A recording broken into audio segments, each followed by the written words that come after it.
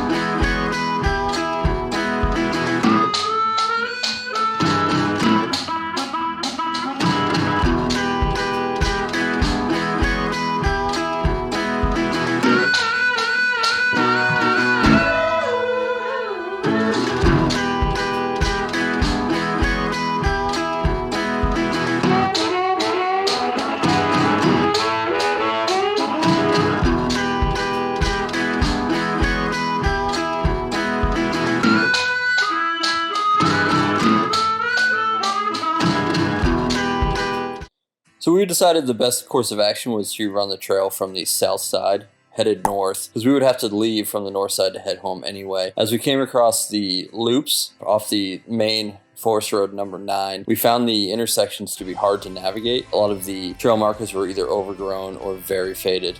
So pay close attention to that as you travel through them.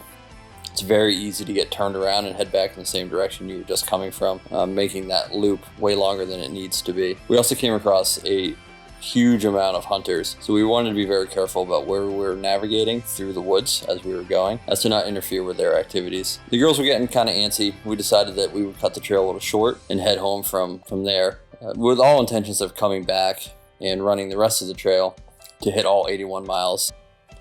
The trail itself is extremely fun and definitely worth doing.